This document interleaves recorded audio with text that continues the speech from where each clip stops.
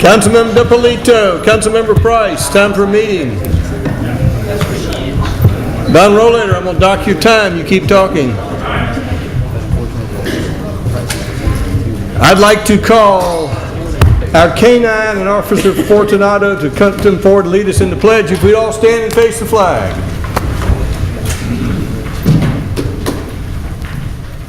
She's gorgeous.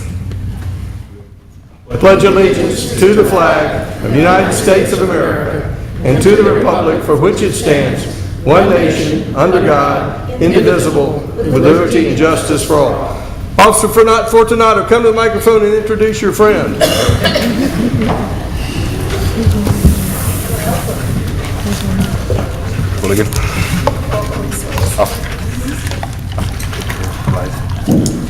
This is the newest addition to the K-9 unit with the Roswell Police Department. This is K-9 Leva. She's a 17-month-old female Belgian Malinois. We've been on the road just about 2 months now. May 2nd, we graduated K-9 school, the basic handler course, which is a 240-hour course. And she's certified as a full service dog, which means she can do 4 drug odors: marijuana, heroin, cocaine, methamphetamine. Can she do anything other than drugs? Yes, sir. She can track. She can track. No, can she do anybody. any like commands like sit or shake? She doesn't shake. She can do sit. All She right, can let's lay see down. the sit. Come here. She was laying down there for a second. Hold it. Say sit up like this. All right, let's have it here. We don't want you to be checking for drugs in here. We're trying to be politically correct. You want to talk? Yeah. She's going to talk to you. Mr. Mayor? Yes. Could, our handler, Fortano, could you tell what she's already done in the short period of time she's been with us? Yes, ma'am. Just in the last couple of months since we've been on the road out of school, she's got a pound of marijuana, $3,000 in cash, and seized the vehicle on one stop. She found several other user amounts of drugs. She successfully tracked and led to the apprehension of 2 people that have fled from police. One was in Alpharetta. For them, their K-9 had gone home early, and they called us from mutual aid, and we went up there and tracked the suspect up there, found him hiding in the woods. That track led to the arrest of 2 more who were involved in a theft ring, stealing parts from motor vehicles that were parked in parking lots. And then she tracked, a week ago, Sunday, a suspect that fled from Sergeant McDonald over here. She likes the work. She likes to see what everybody's doing. Well, let's have a hand for Leva. Thank you, Leva.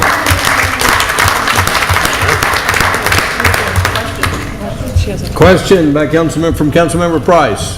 Yes, ma'am. Can the dog sniff bombs? She does not do bombs. She wants to. Apparently she wants to. And most dogs that are certified in drugs will not be certified in bombs simply because the drugs that she's certified in are 100% illegal for anybody to possess. So if she alerts on a car, from the legality standpoint, there's no reason we can't search that car. She can't tell me what she finds. All I know is that that's her positive alert to something she's trained to detect. If she was trained also in explosives and she were to smell that on a car, well, it's not illegal for people to have guns and things like that. And if she was to alert on a car for an explosive, I wouldn't know the difference whether it was drugs or explosives. So traditionally, drug dogs will always be drugs. Explosive dogs will always be explosives. Don't want to get it mixed up. Yes, sir. So you're saying that she would just smell a regular gun or something? If she was trained on explosives, because they'd start them off with black powder and other explosive things like that, she would alert to firearms. So in this case, she doesn't alert to any of those. We've done proofing training before where she won't alert to any type of explosive. She's only strictly on drugs. Okay, thanks. Yes, ma'am. One more hand for Leva.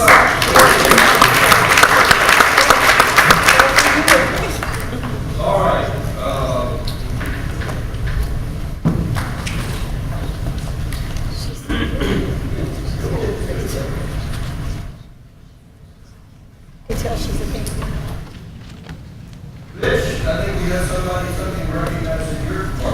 Thank you, Mr. Mayor. This is recognition of the City of Roswell being awarded the 2014 Stormwater Management Program of the Year, Phase 1 MS4 Community Award from the Georgia Association of Water Professionals. And this is a pretty big deal, and Mr. Mooring is here to tell us about it. Thank you, Mr. DiPolito. Alice Champagne is our Water Resources Manager of the year, of the decade, of the century, and I'll ask her to come up and join me. But a couple of weeks ago, we were at an annual meeting of the Georgia Association of Water Professionals, and at the luncheon there, I was most pleasantly surprised to learn that this is hard to see, hard to pick up. Most pleasantly surprised to learn that the City of Roswell had been awarded GAWP's award for the Stormwater Management Program of the Year. We have talked on many occasions about some of the great things that Alice and her team have done, and it's just nice to be noticed by your peers.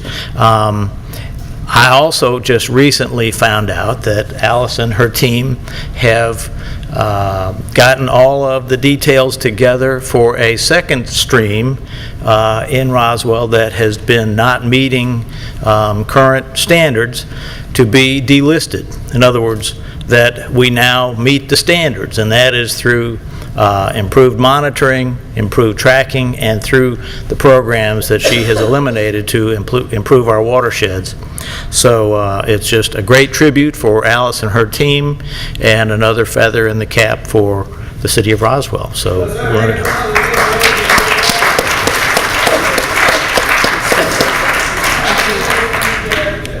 What's that? No, sir. I'm just proud to be part of Roswell and the stormwater management team, and we're proud to improve the watersheds. Thank you. We're proud of everything that you've done. Thank you. So I heard last name is Champagne, nothing but the best, you know? That's right. Thank you. Alice. We have a motion to approve the consent agenda. So moved. Motion by Councilmember Ward, second by Councilmember Wynn. All in favor? Anyone in the audience have any questions regarding the consent agenda? All in favor, motion carries. Hands. Passes unanimously. This time I'll call upon the EAHI Councilmember Becky Wynn. Thank you, Mr. Mayor. First one on our agenda tonight is PV 201401064. 205 West Crossville Road, the Providence Group. This item was deferred at the June 9th, 2014 Mayor and Council meeting. Mr. Townsend. This item is requesting a second deferral.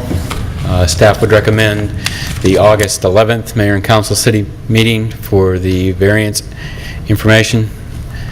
This is the letter received on Friday from the applicant's attorney requesting the second deferral. Is the, what is the applicant doing during this deferral time to make this thing ready for? I'll hearing? let the applicant speak to We'll that. hear from the applicant. Mr. Rollator, do you represent the applicant? I'm going to let you go, Mr. Rollator. I was just going to see what you were going to do.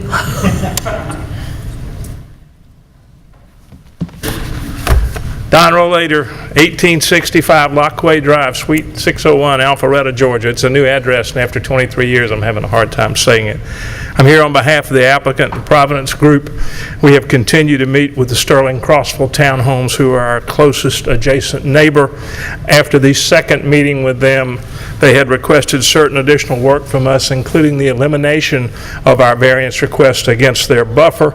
We have agreed to that. Staff has requested that we redraw the site plan and resubmit it to reflect that, and we continue to try and solicit input from our other neighbors, and we have not been successful to this point doing that. That is the reason for our request for deferral. Do we have any members of the public here who come down for this issue?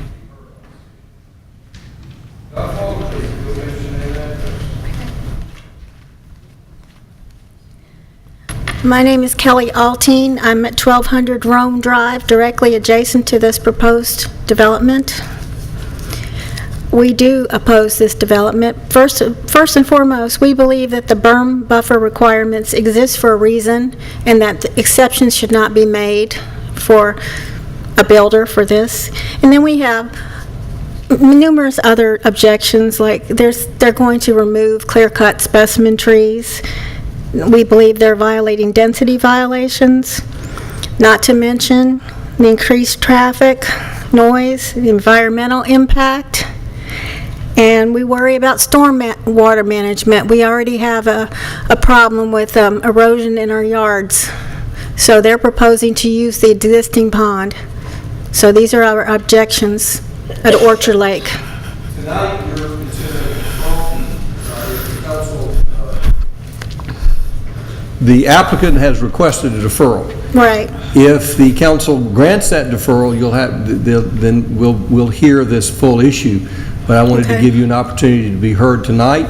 Okay. But I encourage you to come back because we'll hear the full presentation and make a decision on the date, August 11th. I understand when it's going to be proposed to defer to. Any questions you've got tonight? No, we don't. We have met with the Providence group, and we listened to them, and really they didn't persuade us any differently, so we don't feel any need to meet with them again.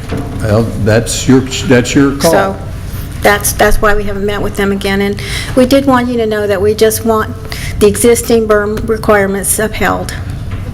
Did I hear that, Mr. Rollator, which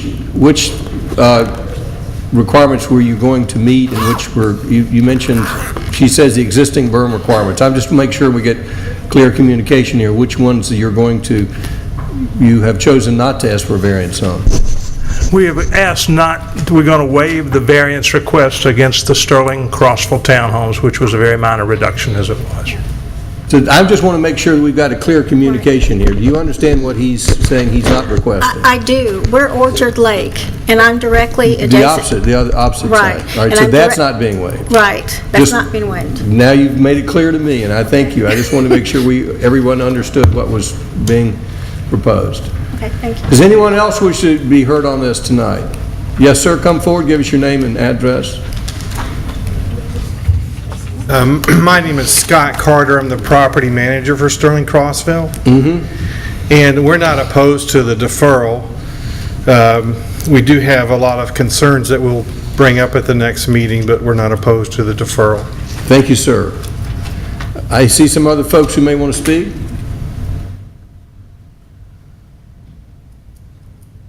If you'll give us your name and address. Yes, Denise Wood, 501 Roswell Green. We are to the east of the property in discussion, the opposite side also of Sterling Crossing. We are opposed to the variance for the buffer and the setbacks also, and have concerns about the stormwater system, pretty similar to what Orchard Lakes does. We have not had an opportunity to talk to the developer. They did call one of our board members just this afternoon and leave a message, but we have not had an opportunity, if they were trying to contact us. Mr. Rollator, will you be available immediately after we make a decision on this deferral outside? And if you would get with Mr. Rollator. If any issues can be resolved before they come to council, we appreciate it. If no positions are changed, we encourage you to come back. I understand. Thank you, Ms. Wood. Thank you. Yes, sir. You wish to speak? Thank you, sir. Does anyone else wish to speak on this question of deferral? Do we have a motion? Not yet, sir. Okay, I was not going to make a motion for deferral until Ms. Wood stood up and found out that they hadn't talked to Providence, so I will be asking for a deferral till August the 11th to give the applicant an opportunity to speak to the concerned residents. Motion for deferral by Councilmember Wynn. Is there a second? Second. Second by Councilmember Orleans. Any further discussion? Councilmember Price. I was just curious, the Roswell Green Homeowner Association letter included some issues regarding traffic and transportation, and I know that our department has made a few comments, but they're not in the same vein as the concerns that the homeowners had. So I just wondered if in the interim they will address that, or is that something that the GDOT permit would address? And I'm sorry, I may need to repeat that.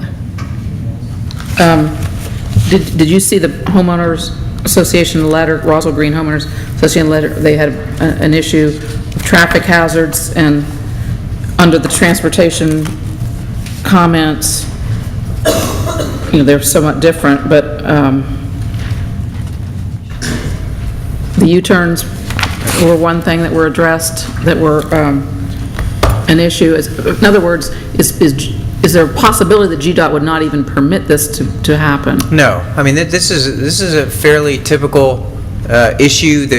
Probably the issue that we would get into is the actual location of the access point onto Highway 92. With the water, with the lake that they have there, we don't have a lot of options. So the issue becomes sight distance, decel lanes, those sorts of things. We work through those with the applicant, though.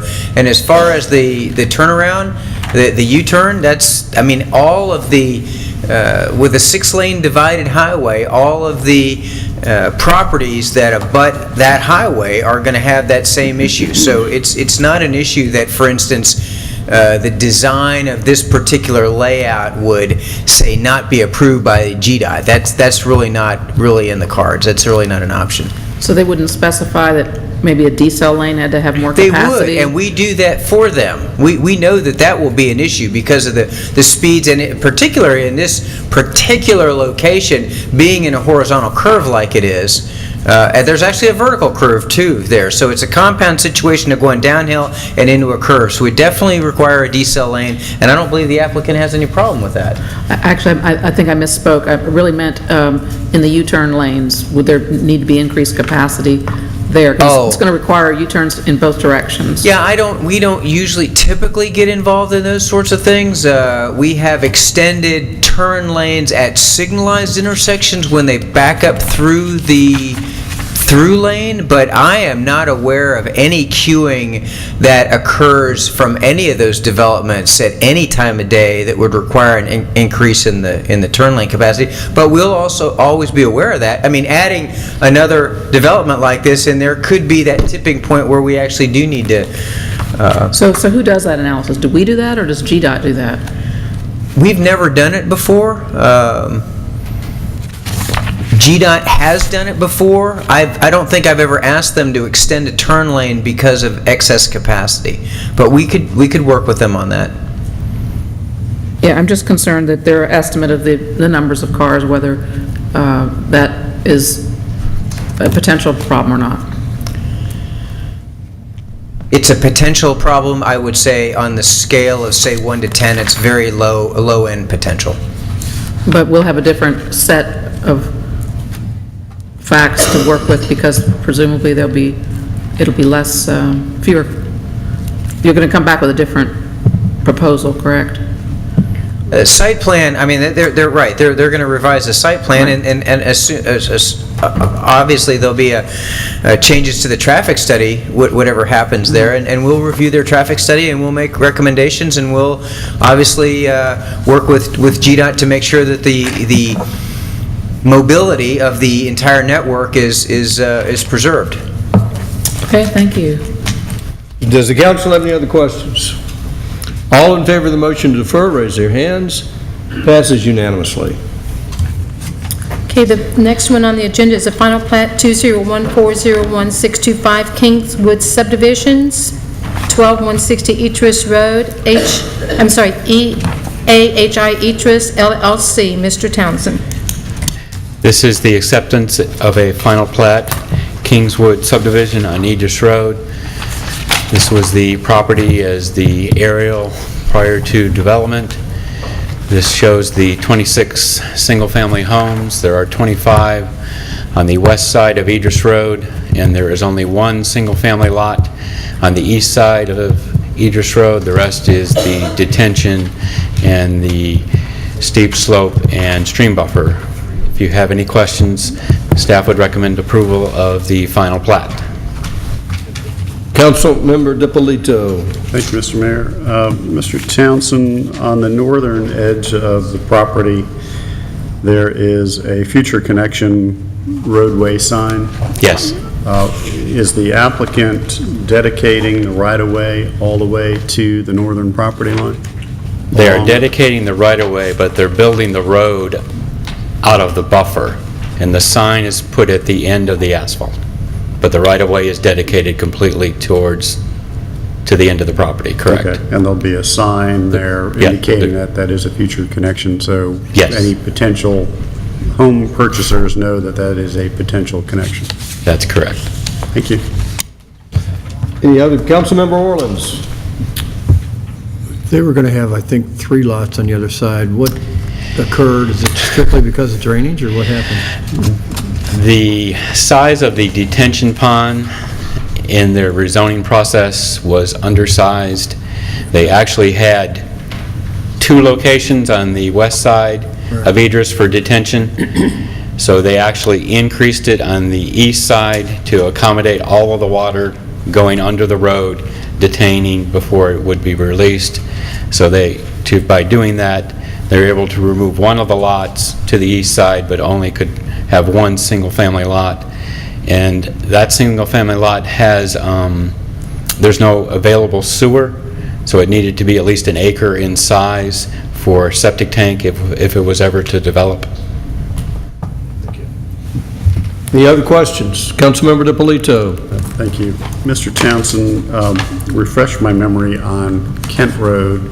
I know there was a lot of discussion about paving a portion of it or making improvements along Etris. It would seem at a minimum we need to make sure that the improvements to the gravel road are sufficient. And do you recall what the existing, or what the condition was? The existing road is gravel. It was the desire of the homeowners on the other end of Kent Road for it to remain all gravel, and that was the way it was conditioned and approved by council during the rezoning. It is a current gravel road and is to remain that way.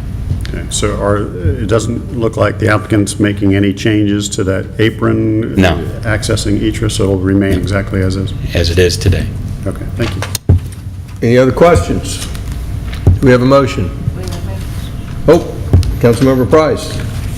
Yeah, I know we talked about this subdivision exhaustively a couple of years ago, and I'm trying to remember what, because we didn't talk about this at the legal meeting the other day, so it's and I didn't go back to see those other discussions, but at that time, we rezoned it, correct, to R2.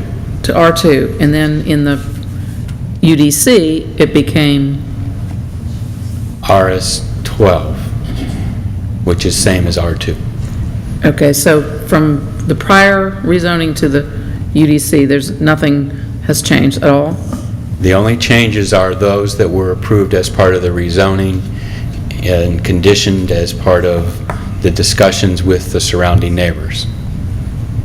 And this final plat conforms with those conditions. But we were using the property on the other side of the street to average it out, or is that irrelevant at this point? Yeah, that doesn't make it, that's not inconsequential to the development. There was a total number of units allowed, and they're actually less than that number. At this point? Yes. Like originally they requested how many, do you recall? I think the original approval had 47 or 48, And now we have 26 total. 26. Okay, thank you. Any other questions? Do we have a motion? Yes, Mr. Mayor, motion to approve the final plat for Kingswood subdivision. Motion approved by Councilmember Wynn. Is there a second? Second by Councilmember DiPolito. All in favor of the, and did we ask anyone in the audience if they had any questions? All in favor of the motion? Unanimous. Okay, the next one up is approval of a variance to sections 12.2.8 B and C and sections 12.2.9C of the Unified Development Code. Ms. Wakefield.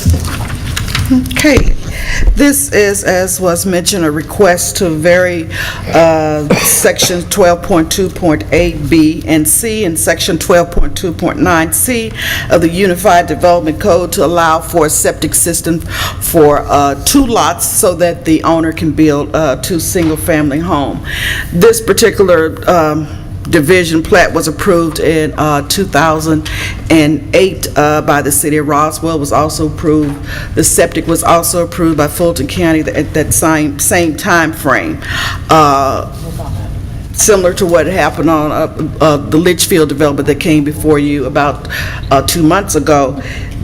It was discovered when the property owner just came in to try and move this forward, was that this setback kicked in. The applicant is asking to reduce the required 150-foot setback to 75 feet. At the time that the staff's write-up was part of the packet, we had not heard from Public Works. We have heard from Public Works at this time. Public Works has talked to the applicant, and Public Works can support the requested reduction from 150 feet to 75 feet for 1736 Cox Road as requested. That's the front lot. And for 1726 Cox Road, the back lot, Public Works, along with the rest of the city engineer and community development department, accept the variance to reduce it to 75 feet with the understanding that the applicant has agreed to switch the primary drain field and the secondary drain field. The applicant will submit the plans at the time of building permits for that particular lot, and that will be approved by Public Works. And staff would recommend approval with that understanding. Does the council have any questions? Councilmember DiPolito. Thank you. Ms. Wakefield, what is the rationale for that? Just curious. Well, if you would, go back to the next one. If you would look at the topo map that's shown on the screen, if you apply the 150-foot buffer setback, both of those lots will be virtually unbuildable. Actually, let me clarify. Okay. The reason for switching the separate I'm fields. sorry, okay. I didn't clarify my question, that's fine. The reason for switching the two fields is that, is staff opinion to get the primary field as far away from the stream as possible. It's highly unlikely, especially in this daytime, that homeowners go to the secondary field, so that was kind of the compromise with the applicant. Okay, and the 75-foot is consistent with the state requirement? Yes, sir. Thank you. Any other questions? Councilmember Price. Just a kind of a procedural question, because their request in their letter on June 27th was, for variances from sections 21.1.8 and 21.1.9, which I guess is our old code. Yes, ma'am. So, and that's basically the same thing as the 12.2.8 and 9. Yes, ma'am, it's the same, So- word for word. Okay, so their request is in a form of a letter, or is their request, or, how do we... Their request is in a form for a letter, because this is not the usual variance request that would go before the BZA or a concurrent variance between mayor and council. So basically, they submit a letter with all of their documentation. We put that information together, and we forward that information to all the various departments, which is similar to what we do with regular variance requests, and ask for input. So then legally, how do we respond? What is the final legal result if we pass this? If you pass this, what will happen is that we will send to the property owner a letter indicating the approval, indicating whatever conditions that were approved as part of that approval, and also a section of the summary or the minutes showing that it was approved by mayor and council. And that is then made part of the building permit record when the applicant comes in for the building permit. Okay, thanks. Any other questions? Councilmember Eichelhardt. If we approve this as written, it just makes the minimum 75 as opposed to, is there any way to allow staff, being the public works side, to maximize that if there are opportunities? Because if we just say it has to be, or it can be 75, then that's probably what's going to happen. But in some of the correspondence we've had, staff would prefer it to be further away if possible. So is there a way to make sure that that's an opening if possible as opposed to a minimum? Yes, sir. If you would look at the site plan, you'll see that you have the primary field that's closest to the blue line, and you have the secondary field that's down toward the property line. What the applicant has agreed to is to switch those. So that is pushing the primary field as far away from the stream as possible. And as I had mentioned before, that when the applicant comes in, or whoever comes in to build that lot, we will make sure that Public Works has a review of that to make sure of that. But do we have any mechanism at that time? Can they just say, well, you gave us 75 feet, so that's all we have to do? I mean, we will always try to push it back as far as possible. I'm not so sure as to how far away you can get it other than to switch the two fields, right, if you look at the site plan, but we can definitely do that. And I guess what I'm saying, more for Councilwoman Nguyen, I guess at whatever point, whether or not we can give staff some flexibility to be able to push that if necessary, if possible, I should say. And it's going to have a lot to do with the county and the perk tests and that type of thing. Mr. Mooring, can you help us? Yes, sir. I think in this particular circumstance, it's in the applicant's best interest to keep the drain fields as far from the creek as possible. I would think so too. We've had some discussion. I think he's oriented that way, and his designers have already taken all the steps that they could to keep the drain fields as far from the creek as they can. So I understand what you're saying, and I have the same question, but as a practical factor, at some future date when they might say, gosh, I really need to exercise this secondary drain field, they don't have to come back for a permit. There's unlikely to be a way for us to be involved in the process. So at that point, if anybody, it would be up to the health department. But the hope is that perhaps in 20 or 25 years, if some future point there's need to go to a secondary drain field, that there's some new technology that would allow them to orient it a little bit differently and stay further away. And I think Mr. Howard has expressed interest in doing just that. Okay, thanks. Any other questions? Do we have a motion? Yes, sir. Motion to approve the variance with the caveat at 1736 Cox Road would be 75 feet. 1726 Cox Road would be 75 feet. The applicant will switch the primary and secondary drain fields and will submit a revised site plan or revised plans to the staff to reflect that the switching of the two drain fields. Motion by Councilmember Nguyen to approve the variance. Is there a second? Seconded by Councilmember Diamond. Anyone in the audience have any questions or comments?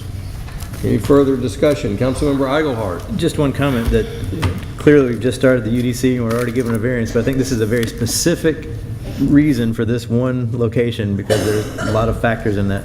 So just make part of the record that we're doing that for specific reasons, and it doesn't mean anybody else comes along and say, well, we want that too. This has a number of factors that go into this that make sense. Yes, sir. Any additional comments before we entertain a vote? All in favor of the motion, raise their hands. Passes unanimously.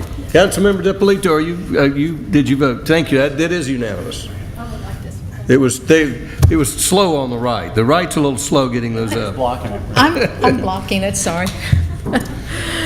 The last one on my list is approval of a license for land use for 14 Elizabeth Way. Ms. Wakefield. Yes, the owner of the Real Fix Pizzeria to be located, it's under construction now, at 14 Elizabeth Way, is requesting a license for land use to allow for outdoor dining in the rear of the building. This particular property backs up to the east alley. There is no sidewalk. There's no real provision for a sidewalk cafe, thus the reasons for the license for land use. Staff's recommendation is, and if you remember, this is probably the reason that staff came to mayor and council and asked to do the east-west alley master plan, because there was an interest in developing or allowing for outdoor seating in the alleyway. Staff's recommendation for the license for land use is approval. For approval based on the site plan that was received by the City of Roswell on May the 23rd. Approval provided that the applicant agrees to Section 9.7.15 of the UDC, which lays out the standards for a sidewalk cafe. Also, that the applicant understand that changes based on the east-west alley master plan may be implemented to this space without any additional cost to the City of Roswell. That the barriers and all furniture must match all specifications included on the pre-application list, which is in the sidewalk cafe application. And also that there must be 2 chains between each set of columns in order to meet the ADA accessibility requirement. As you can see from the maps, from the photos that are on the screen, that the applicant has moved forward to make the improvements not only to 14 Elizabeth Way, but also to 16 Elizabeth Way.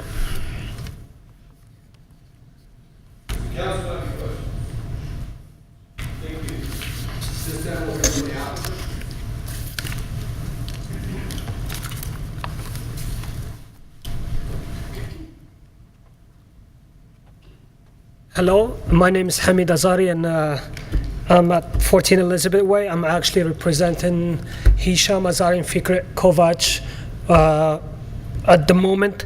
I honestly just here to hear what you guys have to say and transfer it to them and let them know what's going on. You're very welcome.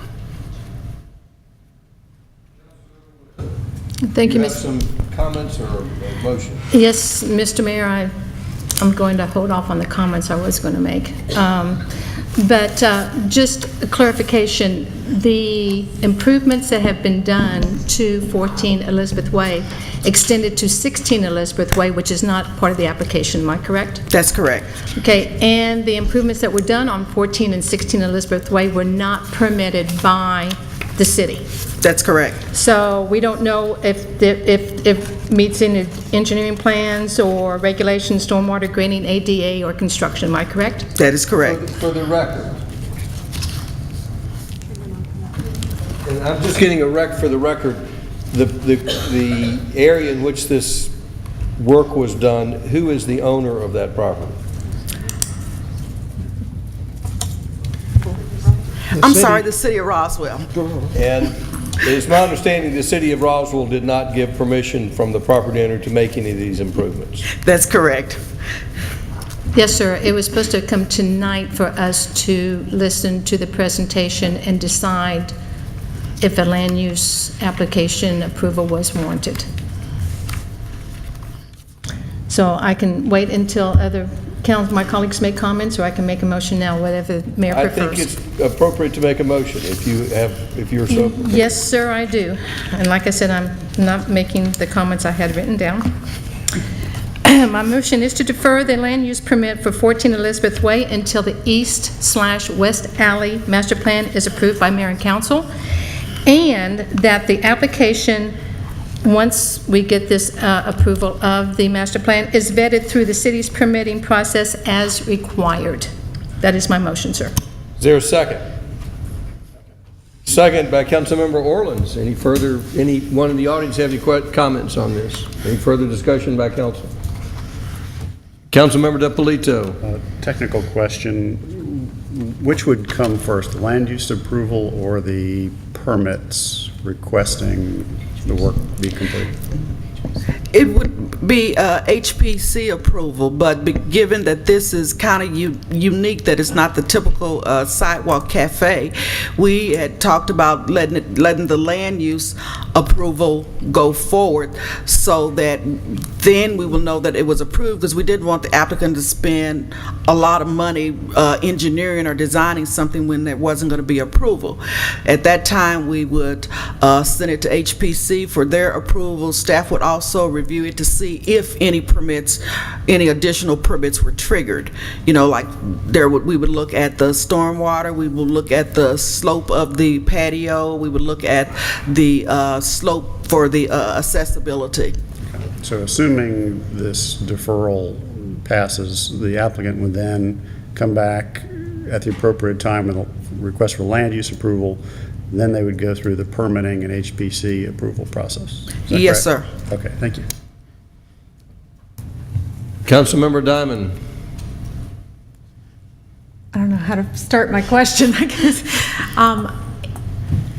So your motion is to not consider it at all until after the approval of the master plan? Given the track record, yes. I understand that, and I understand, you know, that it is putting, you know, pushing it aside, but I just think that if we're spending this amount of money on an east-west alley master plan, that we want to make sure that everybody knows exactly what needs to be done, and nothing has to be torn up. It might have to be torn up anyway, but everybody knows what's going on, and to do it that way. And that's how come I'm making the motion to wait until we approve the master plan.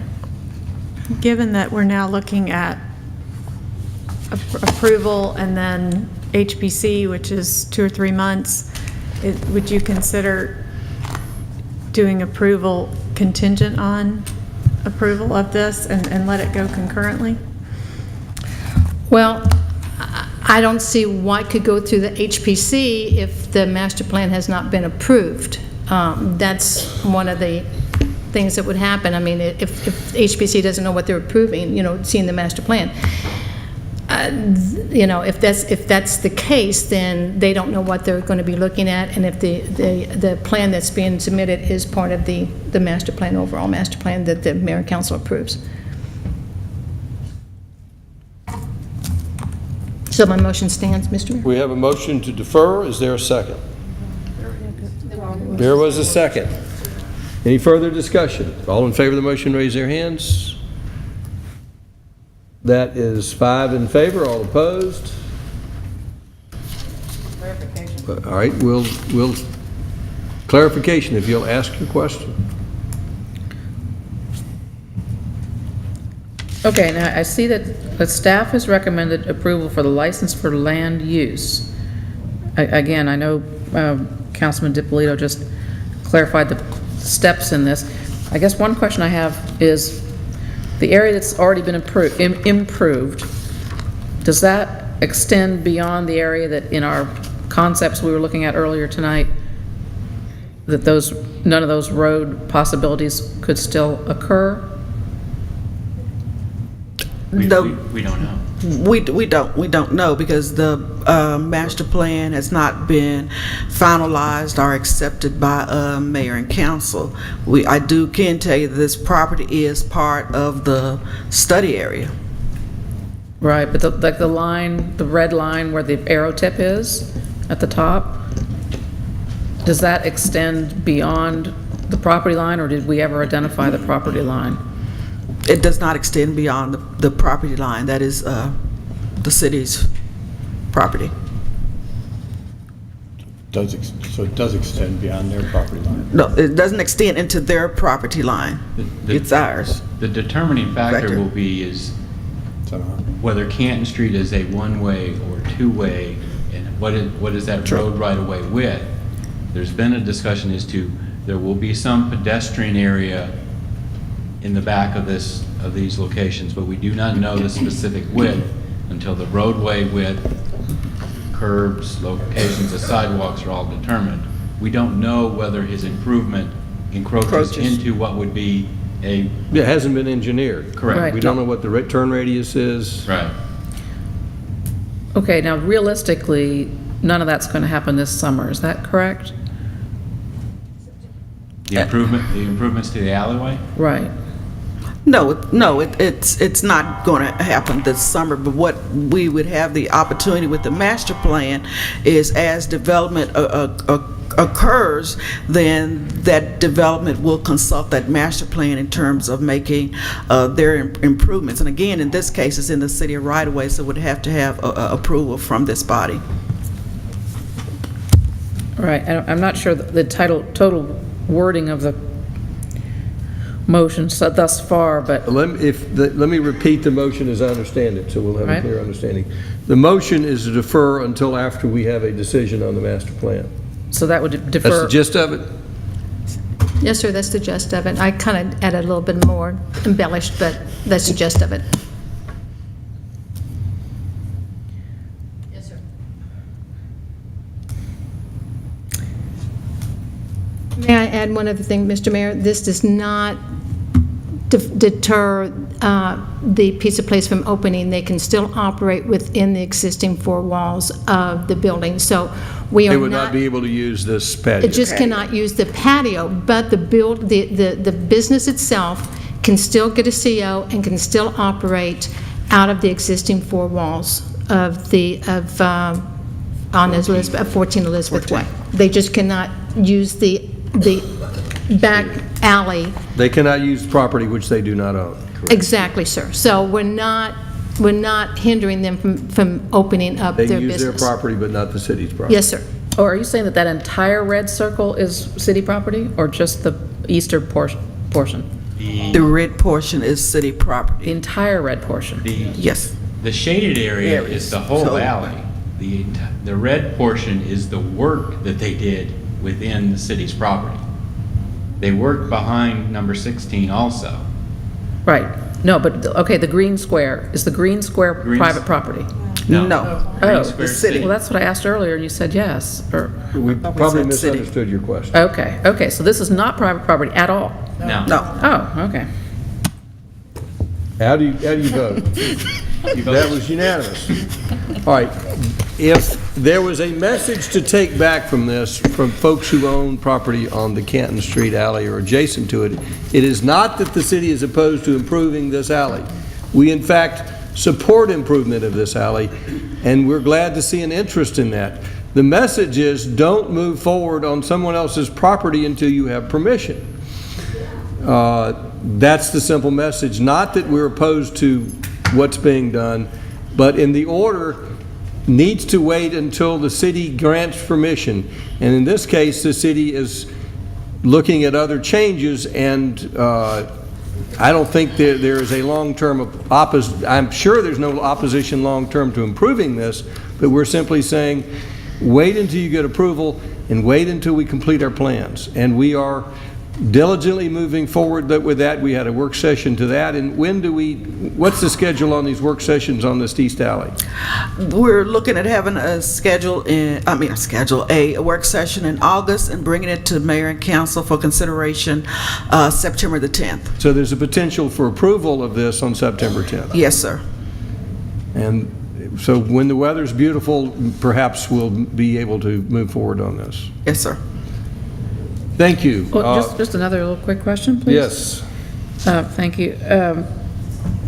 When staff recommended approval for this, was that considering that this was a temporary situation, or that, speaking on behalf of the city, that this approval would potentially be granted, or what was the rationale to approve this on city land? Our recommendation to approve this was based on staff's intent not to try to deter or to hold up a business owner. However, staff indeed put in the condition that the business owner would have to make may have to make some changes at no cost to the city, depending on the final outcome of the master plan. So if there are tables placed out here this summer, will there be a citation? There will be a citation.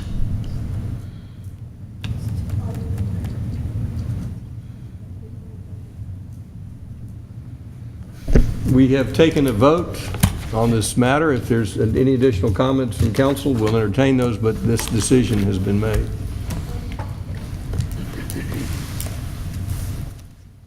We have a report from our city attorney. Recommendation for closure to discuss personnel litigation and real estate. Do we have a motion for closure? Motion by Councilman Ippolito and second, I think, by Councilmember Eaglehart. All in favor of the motion, raise their hands. Passes unanimously. Let's adjourn to closure. Councilman Orleans wants to go home.